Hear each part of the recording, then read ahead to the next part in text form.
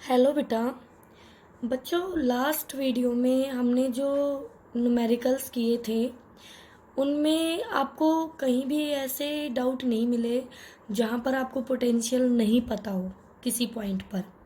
लेकिन बेटा, आज की वीडियो में हम एक ऐसा एग्जाम्पल डिस्कस करेंगे जिसके बाद आपको किसी क्वेश्चन में कोई डाउट नहीं होने वाला है। ठीक है? तो बेटा ध्यान से देखिएगा। अब हम बात करेंगे, हमारे पास ये एक प्रॉब्लम है और इस प्रॉब्लम में बेटा आपके पास ये ए पॉइंट है, इससे एक रेजिस्टेंस ये कनेक्ट है 6 ओम का, एक रेजिस्टेंस ये कनेक्ट है 2 ओम का और एक रेजिस्टेंस ये कनेक्ट है 2 ओम का।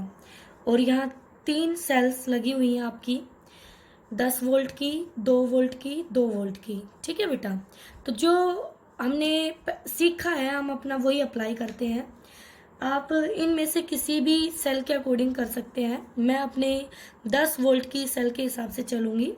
तो मैंने इसके नेगेटिव, ये इसका नेगेटिव होगा, मैं शो कर लेती हूँ टर्मिनल बेटा। नेगेटिव होगा और ये पॉजिटिव, यहाँ पे ये नेगेटिव ये पॉजिटिव, यहाँ पर ये नेगेटिव ये पॉजिटिव। ठीक है? मैंने हर सेल के टर्मिनल शो कर लिए हैं। तो 10 वोल्ट की नेगेटिव टर्मिनल को मैं यहाँ 0 मान लूँगी। यही मानना है, ये हमने यहाँ पर मान लिया 0। ओके बच्चों?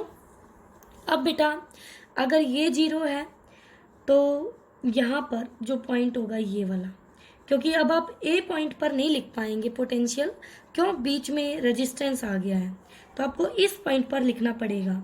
तो अगर ये 0 है तो ये 10 ज़्यादा होगा, क्योंकि पोटेंशियल डिफरेंस 10 वोल्ट का बेटा। तो यहाँ पर पोटेंशियल हो गया आपका, मैं अलग कलर ले लेती हूँ, आपको इजी से दिखाई देगा। ठीक है? तो ये हो गया 10 वोल्ट। अब यहाँ से देखिए बेटा, अगर ये 0 वोल्ट है, ये 0 वोल्ट है और नेगेटिव वाला 0 पे शो हो रहा है और डिफरेंस 2 का है, तो ये पॉइंट आपका कितने पे आ जाएगा? 2 वोल्ट पे। ओके।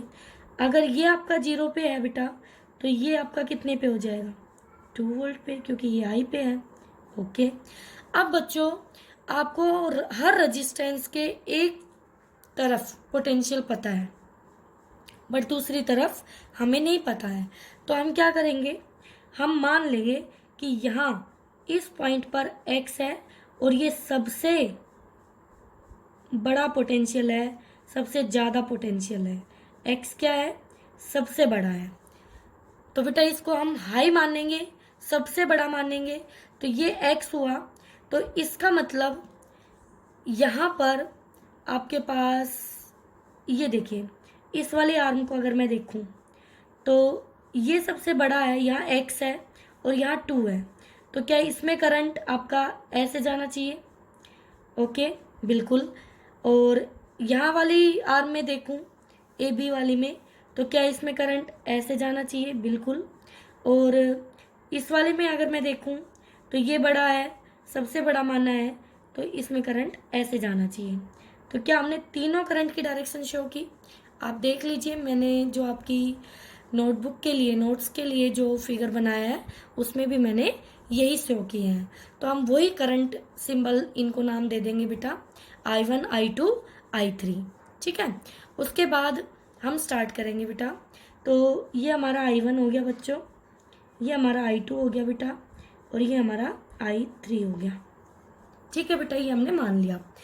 अब बच्चों हमें फाइंड आउट करना है जो रेजिस्टेंस 2 ओम का है, ए बी आर्म में लगा हुआ है, क्योंकि 2 ओम का तो ये भी है, ए बी आर्म में लगा हुआ है, उसका हमें करंट निकालना है। यानी कि हमें I1 फाइंड आउट करना है। क्या करना है बेटा? I1 फाइंड आउट करना है।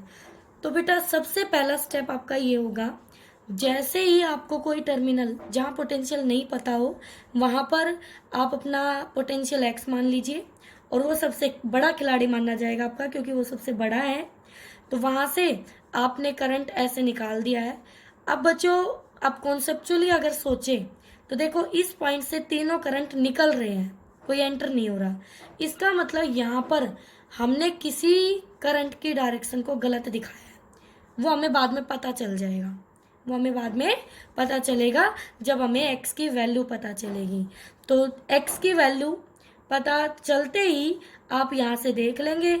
अगर यहाँ पर 2 ओम से ज़्यादा आया एक्स तो हमारी ये करंट ठीक होगी। अगर यहाँ इस 10 वोल्ट से ज़्यादा आया एक्स तो भी हमारी करंट ठीक होगी।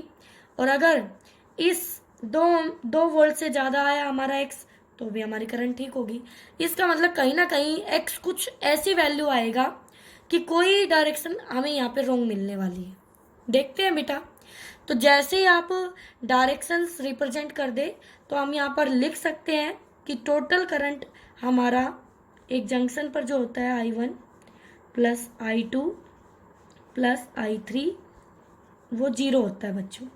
ठीक है, तो आप इसको अप्लाई कर देंगे, इसको अप्लाई करें। ओके, तो सबसे पहले आपको ये लिखना है।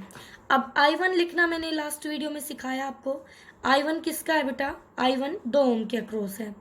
तो X बड़ा है, X बड़ा है, ठीक है, लिख लीजिए X बड़ा है, उसमें से छोटे वाला 10 वोल्ट घटा दो, रजिस्टेंस 2 ओम आ गया, प्लस I2 ये वाला है बेटा, X बड़ा है और ये 2 वोल्ट घटा दिया और नीचे रजिस्टेंस 2 ओम, प्लस I3 में X बड़ा है और यहाँ पर पोटेंशियल 2 वोल्ट और रजिस्टेंस 6 इक्वल टू 0।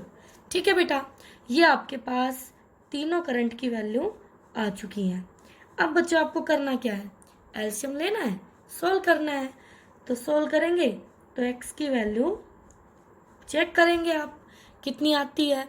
ठीक है, बताओ बेटा, x की वैल्यू आप चेक कर लीजिएगा। आपकी वैल्यू आएगी 38/7 वोल्ट। ध्यान से देखना बेटा, 38/7 वोल्ट। ओ माय गॉड, ये तो लेस देन है 10 वोल्ट से। देखो, या तो आपका 2 वोल्ट का डिफरेंस आ रहा है, यानी कि दूसरे एंड पे 2 वोल्ट है या 10 वोल्ट है। तो हमें इन 3 वोल्टेज से ही तो कंपेयर करना था एक्स को। तो यहाँ 2 वोल्ट से तो ज़्यादा आया एक्स। देखो 7 को, जब 7 से 38 को डिवाइड करोगे आप तो लगभग कितने पे जाएगा बेटा? 5 पॉइंट समथिंग आएगा आपका, ये 5 पॉइंट समथिंग आएगा। तो ये 2 वोल्ट से तो ज़्यादा है। ठीक है, तो यानी यहाँ भी एग्री कर गया, यहाँ भी एग्री कर गया। तो I2 एंड I3 की डायरेक्शन सही है, जो हमने मानी थी बिल्कुल सही है। बट I1 की डायरेक्शन गलत है बच्चों, गलत है। कैसे गलत है? दिख भी रही है आपको। करंट होना चाहिए हाई पोटेंशियल से लो पोटेंशियल, जबकि यहाँ पे ये जो पोटेंशियल है, ये पोटेंशियल हमारा इस 10 वोल्ट से छोटा आया। तो I1 की डायरेक्शन क्या हो गई? रॉन्ग हो गई। जैसे हमने माना I1 वैसे नहीं होगा। तो X मिल चुका है बेटा, बिल्कुल मिल चुका है। आप किसी भी, आपको I1 निकालना है ना, आप इसको उठाइए, देखिए I1 फाइंड आउट कीजिए, क्योंकि ये वैल्यू I1 की तो थी। तो I1 चला भैया, X की वैल्यू आई 38/7 माइनस में 10 अपॉन में 2। चेक करेंगे यहाँ से, 38 एलसीएम लिया ऊपर मैंने, माइनस का 70 अपॉन में 7 और डिवाइडेड बाय 2। तो 2 क्या इसके साथ ही आ जाएगा बेटा, क्योंकि नीचे जाएगा बिल्कुल। तो ऊपर देखिए जो भी टर्म आई, करंट तो आपको निकालना ही है, आप निकाल लीजिए। 10 में से 8 गए 2, यहाँ बच गया आपके 6, 3 माइनस के 32/14। और ये देख लीजिए आप, आपका 2 पे जाता है 14, बिल्कुल 2 पे जाएगा, माइनस ये आ गया 16/7 एम्पियर। तो बेटा I1 निकालना था, लेकिन नेगेटिव साइन क्या शो कर रहा है? Negative sign shows we are wrong। हम क्या है बेटा? हम गलत हैं, या हमने डायरेक्शन गलत चूज कर रखी है। ठीक है बेटा, तो इस तरह से आप इस कॉम्प्लिकेटेड फिगर को भी सोल्व कर सकते हैं बेटा। अब इसी में सोचिए, अगर ये बीच वाली जो आर्म है, आपकी बीच वाली आर्म, मैं यहाँ पर ड्रॉ करती हूँ बेटा, फिर से देखिए यहाँ से, ये थी ऐसे, तो बैटरी ऊपर मैं कर दूं और नीचे रेजिस्टेंस ले आऊं, और बाकी चीज़ें एज इट इज़ है बेटा, पूरा सर्किट।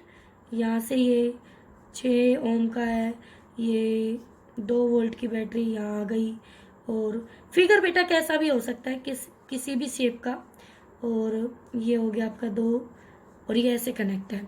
तो बेटा अब ये 10 वोल्ट की है, ये 10 वोल्ट की है, और ये पॉजिटिव है, ये नेगेटिव है।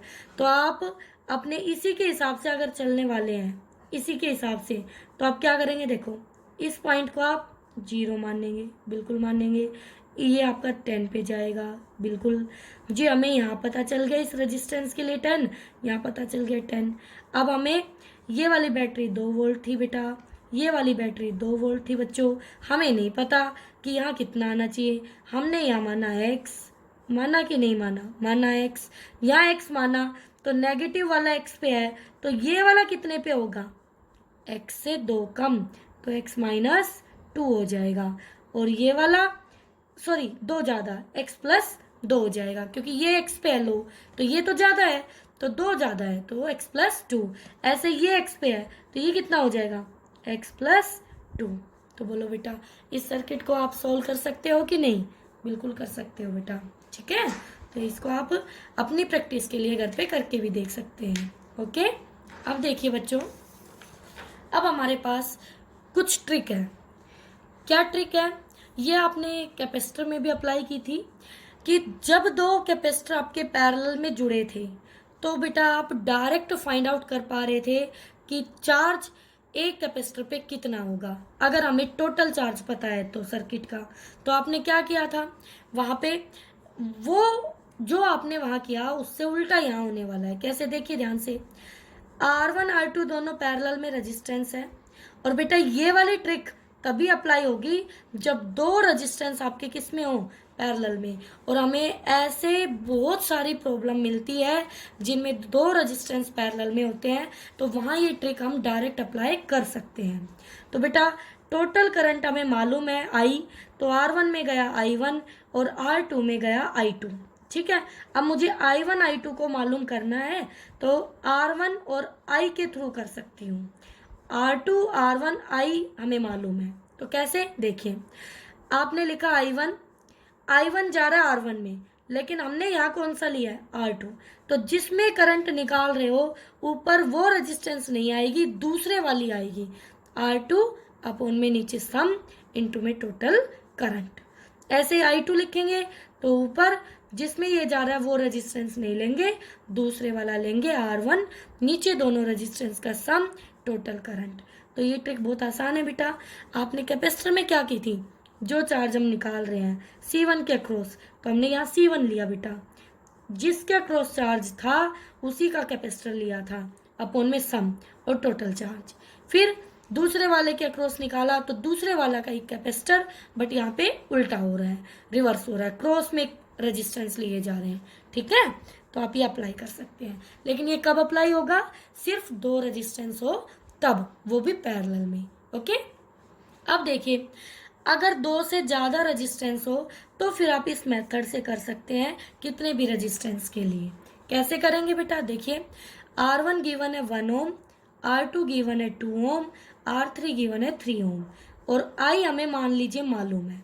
बैटरी जैसे हमें पता होगी तो हम टोटल I निकाल लेंगे सर्किट का, ओके। तो बेटा R1 R2 R3 अगर गिवन हो और I आपको मालूम हो, तो आप तीनों करंट I1 I2 I3 निकाल सकते हैं। कैसे, सबसे पहले आपको तीनों रेजिस्टेंसेस की रेशियो निकालनी है, ठीक है। लकीली यहाँ पे जो इनकी वैल्यूज है वो इनका रेशियो है, ओके। तो ये रेशियो आप निकाल लेंगे। रेशियो निकालने के बाद इनका रेशियो जो रेसिप्रोकल होके आएगा वो करंट का रेशियो होगा। बेटा ये मैं कोई ऐसे हवा में नहीं कह रही हूँ, या आपको याद रखने के लिए नहीं कह रही हूँ, ये आप खुद सोचिए, इसके पैरेलल में है, सभी को V सेम मिल रहा है मैम। तो करंट क्या होता है, पोटेंशियल अपॉन रेजिस्टेंस, तो करंट आता है ना V बाई R, इसका करंट आएगा V बाई R, तो V by R1 V by R2 V by R3, तो यहाँ V/R1, V/R2, V/R3 होगा ना, तो V तो कैंसिल हो जाएगा, तो इसलिए V स्किप हो गया। तो हमने बोल दिया सीधा इनका जो रेशियो है उसको इन्वर्स करके जो रेशियो आएगा वो करंट का रेशियो होगा। तो अब आपको कोई दिक्कत नहीं है, आप इन्वर्स करके रेशियो निकाल लेंगे। ठीक है बेटा। उसके बाद आप यहाँ से इस रेशियो को सोल्व करेंगे। सोल्व करने के बाद आपका I1, I2, I3 का रेशियो ये आ गया। अब आपको I1 करंट निकालनी है, तो I1 टोटल का 6, तो ये हुआ 6 अपॉन में टोटल और इनटू में टोटल करंट, ये रेशियो का सम है बेटा नीचे। ठीक है। इसी तरह I2 निकालेंगे, 3 अपॉन में टोटल रेशियो का सम इनटू में करंट। ये आपका बेसिक जो 9th 10th में आप पढ़ के आए हैं वही हमने यहाँ अप्लाई किया है। फिर I3 निकालेंगे, तो 3 कितना है 2 अपॉन में टोटल रेशियो का सम इनटू में करंट। अब बेटा क्या करना है, इसमें वैल्यू को हमने सोल्व किया है बस सिंपली, तो ये 6/11 आ गया टोटल करंट का, ये 3/11 आ गया टोटल करंट का, और ये 2/11 आ गया टोटल करंट का। ठीक है बच्चों। तो बेटा इस तरह से आप कर सकते हैं पैरेलल में कोई भी आपको रेजिस्टेंस गिवन हो और उनके करंट की वैल्यूज निकालनी हो, तो आपके लिए ये सिंपल सा मेथड है। ओके बच्चों।